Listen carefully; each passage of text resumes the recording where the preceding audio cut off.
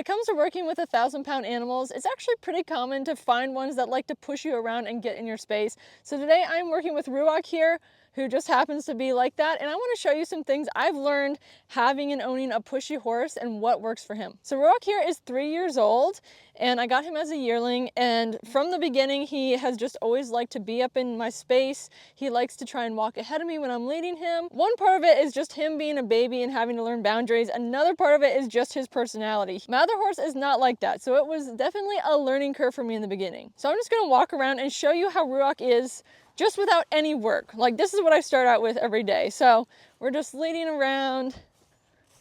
Right now he's trying to get the grass and pull me around, which is another thing, another boundary that has to be set. If I stop, that was pretty good. He tried to stop with me, but his attention span quickly went away. He's kind of trying to get ahead of me. He's trying to get the grass. The one thing I have learned that works best for pushy horses is movement. So that's the best way to correct them, is if he's dragging me around and he's getting ahead of me and he's not paying attention, he is gonna move his feet. This is where lunging comes into work. You want good lunging seals. And see, now he's already a lot better. Yes, he still wants the grass, but he is at a good distance from me. Trot. Good distance from me, and also paying attention more to me than to whatever else is going on around here. So if I were leading him and he starts pushing forward and trying to get ahead of me, same thing. He is gonna move. And really, this has helped him out so much. Like, he used to be so bad. But once I just correct him like this a few times and get him moving his feet, he is a lot better. And he stays with me, he walks with me. Good boy. He pays attention.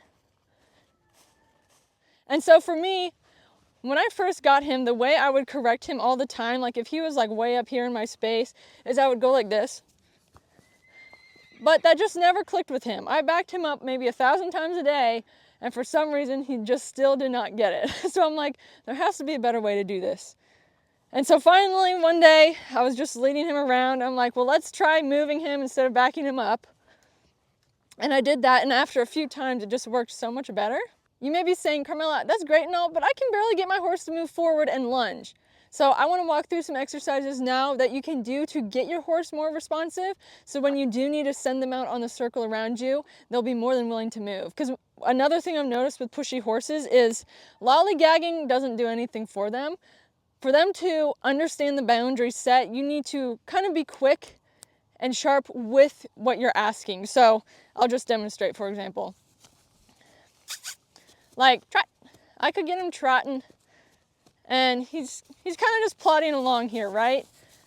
I've learned when a horse plods, they're not really learning anything.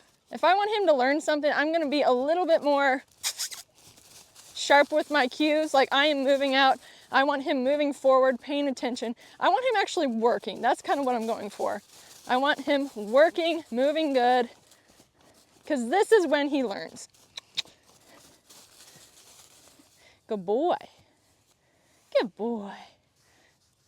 If you have an unresponsive horse to where they're running into you, they're getting in your space, they're not really paying attention, you want to work them, but they just won't move forward and like get going, you're going to have to teach them to be responsive. So one part of this is your own posturing. Like, you don't want to be passive, because if I'm standing out here and I want him to move, but I'm just like this, like, look, he's not going to move. But if I want him to actually move and get working, I'm going to kind of make myself big, use movement with my feet. And it just comes down to, I know people hate the idea of like alpha energy, and I'm not saying you need alpha energy, but you do need assertive energy. Because if I'm just doing this, he's like, what do you really want from me? If I'm moving around, he knows he's working then. He knows I'm serious. So Ruach here is still young and a baby. I've gotten him to the point where he is being very responsive. I don't want to confuse him with what I'm about to show you, so I'm going to go get Tucker. So Tucker here is older and wiser, and he's great for showing how to do things and teaching people this groundwork. So I'm going to show you on him how you can get your horse more sensitive and responsive when you ask them to move out around you.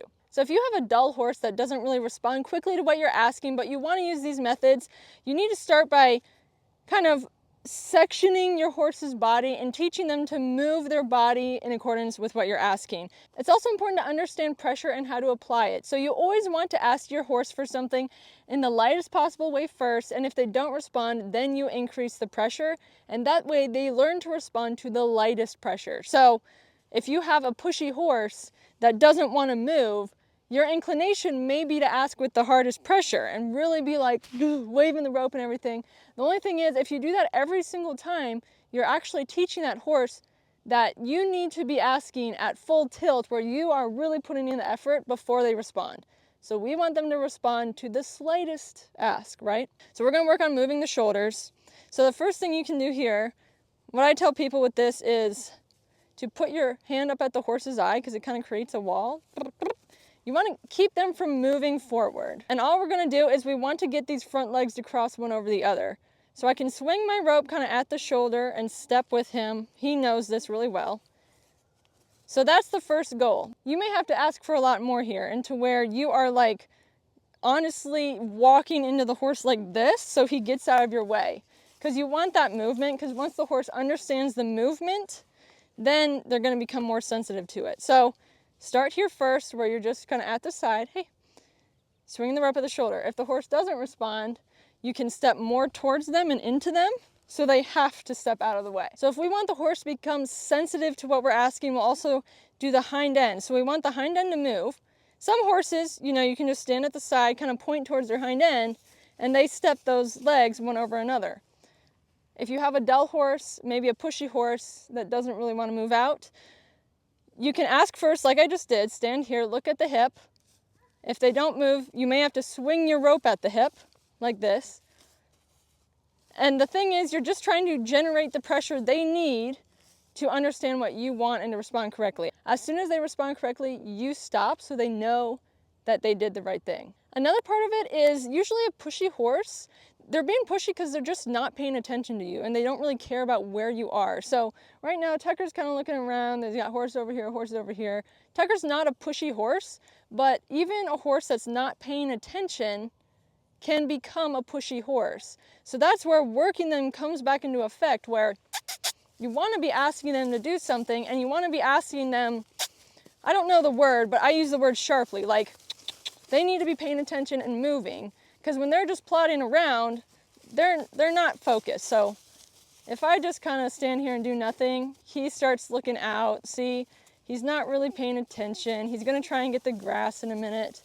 But when I use my posturing, I ask with a bit more oomph. I step, I walk towards them.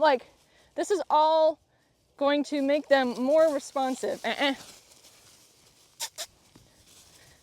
And so it really is, if you also have a pushy horse, you just have to be very mindful about your posturing and what your body is saying too. Because are you slinking away?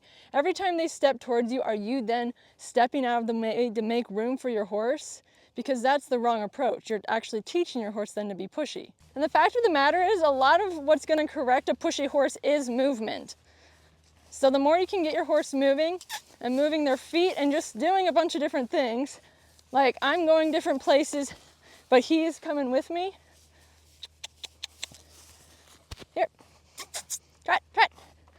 This is what makes them pay attention. So really what you're doing with a pushy horse is you're just getting them to pay attention. The first step to making headway with a pushy horse is to establish boundaries.